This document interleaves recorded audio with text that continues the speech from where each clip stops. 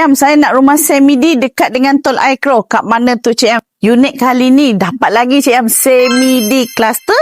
Unit keluasan tanah 2,520 square feet. Ada tanah tepi. Ada 4 bilik 2 bilik air. So kalau you bawa parents, tak payah nak naik tingkat-tingkat atas. Kat bawah pun dah ada 4 bilik.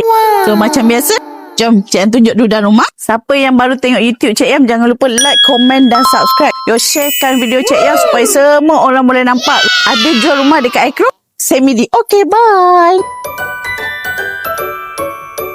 Dari Johor nak ke Melaka, Cik Yam nak tengok unit Bukit Katil boleh ke?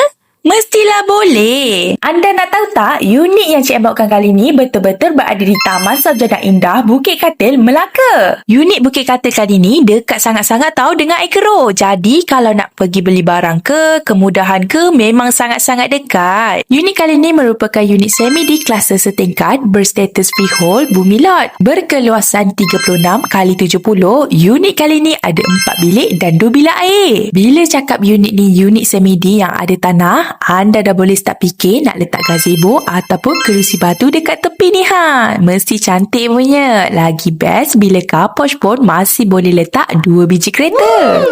Inilah dia bilik master unit kali ni yang dah siap betul sekali dengan bilik air. Macam yang dah nampak sekarang ni, bilik air dia pun luas juga kan. Kalau anda nak tahu ruang tamu unit ni, anda boleh je gunakan konsep minimalis ataupun Bali style. Kena tak dengan cita rasa anda? Ruang tamu kedua pula, anda boleh juga tahu kalau anda nak letak set sofa dan kabinet TV ataupun nak letak meja makan macam owner buat sekarang ni. Okey juga. Macam Cik yang cakap tadi, unit ni ada 4 bilik. Jadi anda bolehlah pelbagaikan. Nak buat bilik anak-anak boleh, nak buat bilik tetamu pun okey juga. Ataupun nak buat bilik solat dan bilik study pun okey tau. Bilik air pula betul-betul di antara bilik ketiga dan keempat. Senang sikit kan kalau nak buat bilik air, dah tak perlulah jalan sampai ke dapur. Anda boleh juga tahu kalau nak besarkan bilik air ni, sebab ada ruangan lagi dekat belakang bilik air ni. Buat je design open shower macam ni. Cantik kan? Nice.